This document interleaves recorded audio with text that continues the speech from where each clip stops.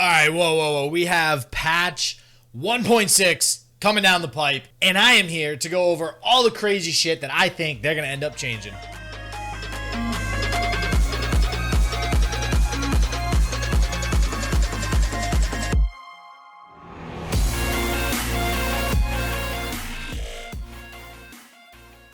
Alright guys, so as always, if you're new to the channel, don't forget to hit that subscribe button, and if you like the video by the time you're finished with it, smash the like button. All your support is greatly appreciated. But with that said, let's get into all of these 1.6 changes, which, as I'm sure if any of you guys, as long as you have not been living under a rock, you know Heimer is probably on the chopping block. And I don't think he's going to get a huge, ridiculously bad nerf, but I do think he's going to get some changes. But before we get into Heimer and all of the probably Noxus aggro nerfs that we're going to see as well, I want to go over my kind of thoughts on the overall meta so you guys can understand where I'm coming from. So this may be unpopular opinion and one hell of a hot take, but I think that this actually is one hell of a diverse metagame as it currently stands. I've been casting so many tournaments as of late, and honestly, I'm very happy with what I'm seeing. I mean, it's at a point where I used to despise Bannerman, like, with a passion. I was so sick of seeing Bannerman all the time. Now, I actually don't mind seeing Bannerman in these Scouts decks because they're performing well still. They're by no means bad, but they are not the top deck in the metagame. And that is opening way for so many different. We have the Darrowing deck. We have control decks like a Nivea Braum now, even though that has dropped off in popularity a little bit as of late.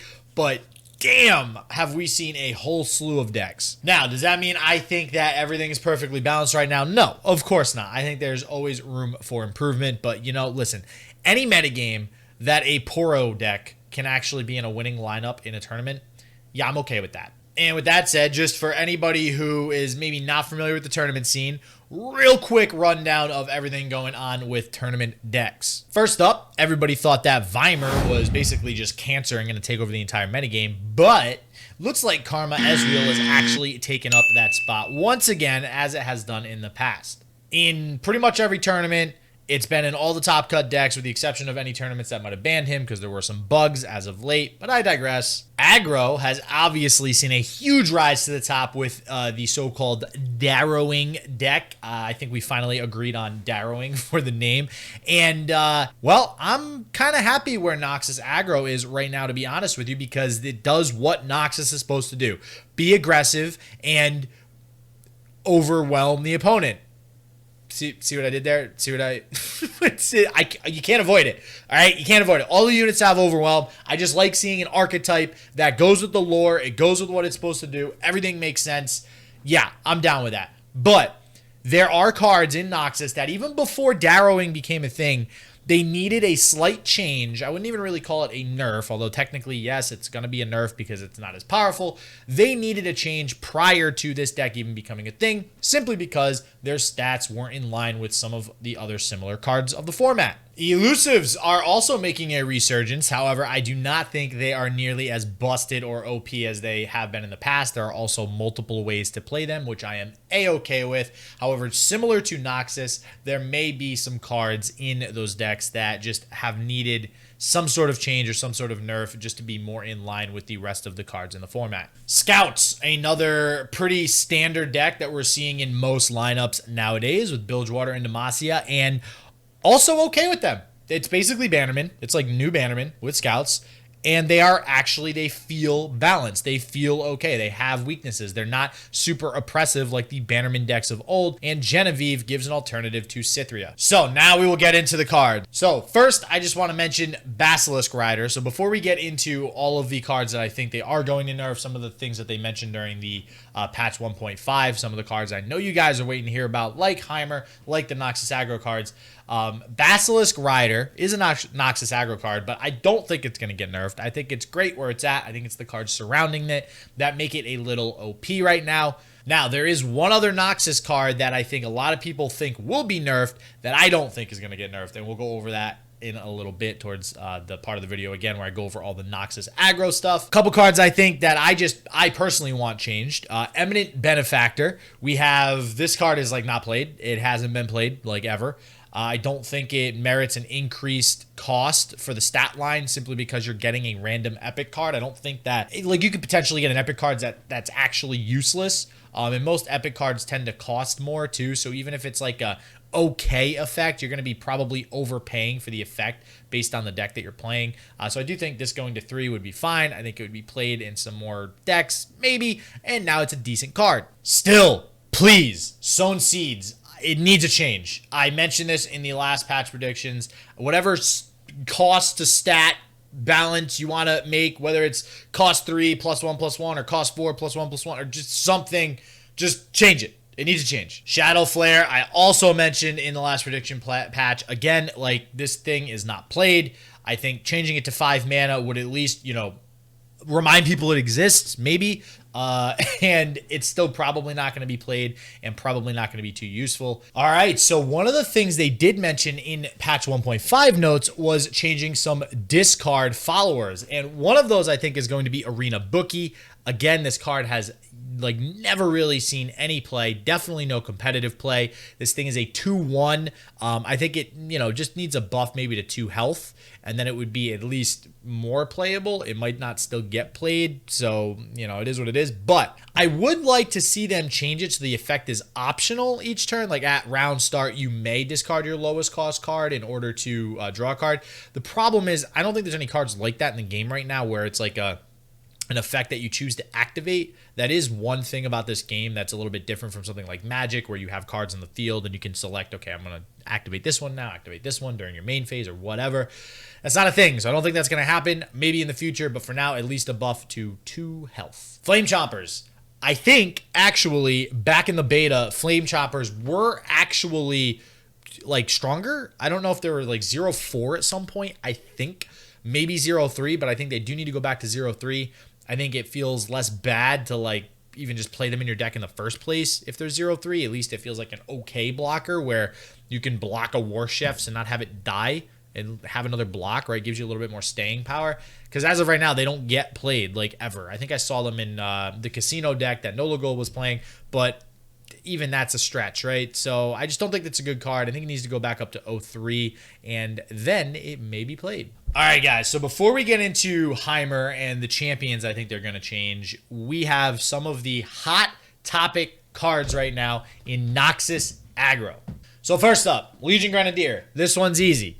I think it just needs to do 1 damage to the Nexus. What this also does is, or a few things, right? I don't think they can reduce its attack because then it doesn't give you a fearsome blocker, and that does matter. I think it's good that it can trade with something like a Callista as well. You need that 3 power. That's what makes it good. Now, the 1 damage still makes it, you know, decent. It makes it do its job, which is to deal damage to the Nexus, so it's still in line with what it's supposed to do.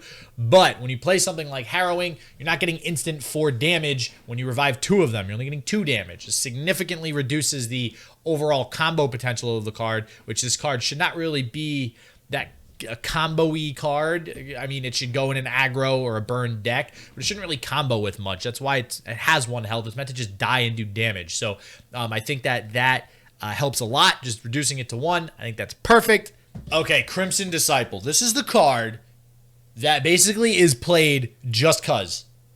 And by just cuz, I mean just cuz it's good. Like, they just, oh, I'm playing Noxus? I'm going to throw this card in because it's a 2/3 and it does damage. Why not? That's one of the problems right now. I mean, you even see it sometimes in, like, mid-range Noxus Freljord decks. Just cuz. You buff it with an Omen Hawk, pretty freaking good. 3-4, you know? So I think of Boom Crew Rookie when I think of Crimson Disciple. And what I mean by that is Boom Crew Rookie is 2 cost, 1/3, deal 2 damage on attack. If Crimson Disciple was 2 cost, 1/3, deal 2 damage when it takes damage, seems in line, right? It seems in line. It seems not broken. I think that's why it's broken in the first place, is because it's slightly better than Boom Crew Rookie. The old Boom Crew Rookie at 4 health was better. Now that Boom Crew Rookie is at 3 health, Crimson Disciple's better. You change Crimson Disciple to 1 attack, now it's in line with it. Also, having 1 attack makes it feel less bad when you have like a chump blocker and they attack with Crimson Disciple and you literally have no choice but to take 2 damage. Either you take the attack or you block and take the damage from the Crimson Disciple. With it only having 1 damage to attack, it feels less bad actually just taking the attack. You go, okay, well, I have the option to not deal damage to it, and I actually take less damage. I think that matters. I think it matters a lot, especially with decks like control decks that have chump blockers early game. So I think that making it a 1/3 is perfect. All the other recommendations of like increasing its cost, making it a 2/4 for 3 mana, increasing its health but only dealing 1 damage, I think those are kind of increasing its health and making it only do 1 damage feels okay, but then it just kind of, I don't think it's as cool of a card. Like it has less combo potential when that's the case, right? So I do think it'll just go down to 1 attack, which will put it in a great spot. Imperial Demolitionist. Okay, this one is kind of a hot take. I know a lot of people I don't think actually think this will get nerfed, but being what we just said about Crimson Disciple and Grenadier, I think that technically this is in line with stats at 1/3, like if its attack was also 1 attack. However, I don't think this necessarily needs that to happen. Like if Riot's like, man, we're going all out on Noxus, F this archetype, like we don't want this existing, then I think they would do something like this. But it being 2/3 with its effect being very like specific to a combo burn type deck, I think it's okay to leave it at 2. But considering Crimson Elusives in the mix here, we might want to make it 1/3. And the card that I don't think will receive a nerf, Transfusion. I know, right? Everybody's like, this card, it's busted. What the heck? All right, it's pretty good. However, a couple things. Riot wants its buffs to be burst speed. Making this fast feels awkward. Also doesn't make it feel as good. It can be responded to, especially when you're trying to, like a Braum deck. It just makes Braum even worse if you're actually trying to make a Braum deck, although it is much better with the Braum buffs, but I digress. This card, I think if you change it in any way, it just makes it really bad. You know, you could change it to like 1 cost +1/+1, deal 1 damage or something. Okay, now it's just really not, doesn't have that much utility late game. You could change it to cost 3 burst, deal 1 damage +2/+2. Now it feels a little overcosted. You could deal, cost 2, give +2/+1, only +1 health as opposed to +2 health. Okay, that feels a little better, but it's just, I don't know. It's just not doing it for me, right? Like I need a little bit more. So I will say 3 cost burst speed feels probably like the best option out of those, but I don't think it's going to get touched. I think it's great at 2 mana. I think it's a great card. I think it's balanced.